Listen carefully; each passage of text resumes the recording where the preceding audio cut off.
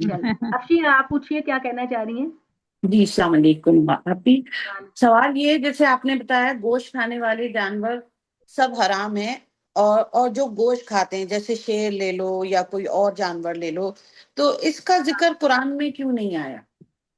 یہ قرآن خنزیر نے کا صرف ذکر آیا دوبارہ سے جب قرآن ساری. نے کیٹیگری بتا دے کہ قرآن بتاتا ہے مین چیزوں کو، پھر آگے جا کر نبی صلی اللہ علیہ وسلم اس کو ایکسپلین کرتے ہیں. ٹھیک ہے، اب یہ جیسے کہ قرآن نے آپ سے کہا کہ نماز پڑھیں، تو قرآن نے آپ کو یہ نہیں کہا کہ فجر کی اتنی پڑھیں، ظہر کی اتنی پڑھیں، عصر کی اتنی پڑھیں. یہ تو شرح و وضاحت جو ہے یہ تو نبی صلی اللہ علیہ وسلم نے کی نا اپنے عمل سے. تو اسی طرح قرآن مجید نے یہ بتا دیا کہ ویشیانہ جو چیز ہوتی ہے کھانے میں چیڑ پھاڑ کرنے والی ویشیانہ طریقے سے وہ تم نے نہیں کھانی. جیسے کہ کہہ دیا کہ آپ نے خون بالکل نہیں پینا کیونکہ وہ حیوانیت کا مظہر ہوتا ہے. اسی طرح خنزیر کے بارے میں بتا دیا کہ چونکہ وہ گوشت بھی کھاتا ہے تو اس لیے اس کی کیٹیگری کے جانور بھی حرام ہے. پھر آگے نبی صلی اللہ علیہ وسلم نے اس کی مزید وضاحت میں بتا دیا کہ ہمیں کسی قسم کا کوئی شک اور اشتباہ نہ رہے کہ وہ جانور جو چیڑ پھاڑ کرتے ہیں یا جن کے دانت لمبے لمبے ہوتے ہیں، جن کے دانت جو گوشت نوچنے والے ہوتے ہیں، وہ تمام جانور حرام ہیں. تو یہ شرح و وضاحت جو ہے یہ نبی صلی اللہ علیہ وسلم نے کی ہمارے لیے، اور اس کا ذکر آپ صلی اللہ علیہ وسلم نے شرح و وضاحت کی حیثیت سے اپنی سنت کے ذریعے اور اپنی روایتوں کے ذریعے سے کی. تو قرآن مجید جو ہے وہ چیزوں کو اگر ہر چیز کو بہت ڈیٹیل میں بیان کرے گا تو قرآن مجید ایک بہت ہی خوبصورت چھوٹی کتاب ہونے کی بجائے ایک غیر منظم بہت بڑا رجسٹر بن جاتا. تو قرآن مجید نے چیزوں کو پوائنٹ آؤٹ کیا اور نبی صلی اللہ علیہ وسلم نے اپنے عمل سے اور اپنی ڈیٹیل سے ہم کو بتایا کہ اس کیٹیگری میں فلاں فلاں چیزیں بھی آتی ہیں. جیسے کہ میں مثال کے طور پر آپ کو بتاتی ہوں کہ اللہ تعالیٰ نے یہ کہا کہ جو سگی ماں ہوتی ہے تو سگی ماں کے حوالے سے جو رشتے بنتے ہیں خونی وہ سارے رشتے حرام ہیں نکاح کے لیے. اور قرآن نے اسی طرح کہا، نبی صلی اللہ علیہ وسلم نے اسی طرح سے کہا کہ جس طرح سے خونی رشتے حرام ہیں اسی طرح سے رضائی رشتے بھی سارے حرام ہیں. ٹھیک ہے نا، آپ نے کہا کہ نہ صرف دودھ پلانے والی ماں بلکہ باپ، بہن، بھائی، خالہ، پھپھی، یہ والے رشتے جو ہیں، یہ بھانجی، بھتیجی، یہ سارے وہ رشتے جو خون کے رشتے ہیں وہ دودھ کے سارے رشتے بھی حرام ہیں. تو یہ دودھ کے رشتوں والی جو ڈیٹیل ہے یہ نبی صلی اللہ علیہ وسلم نے بتائی،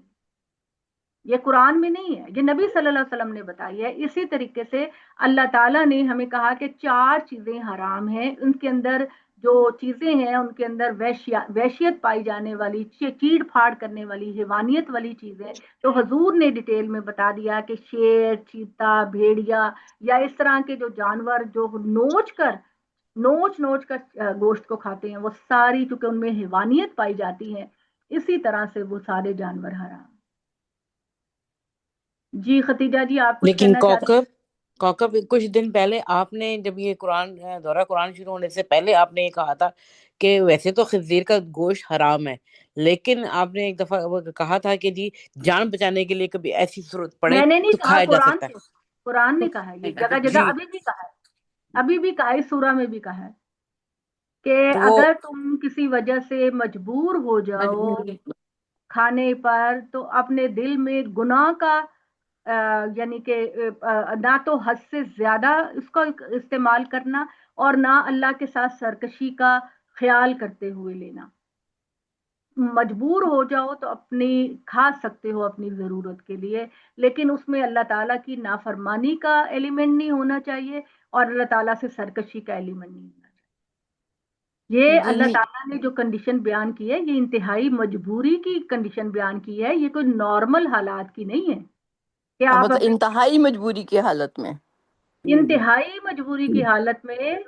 جب کہ آپ کو زندگی موت کا معاملہ ہو. اور نہیں، آپ کے لیے کچھ اور چارہ نہیں ہے اور لگتا ہے کہ آپ جو ہے نہیں لیں گی تو آپ ختم ہو جائیں گے.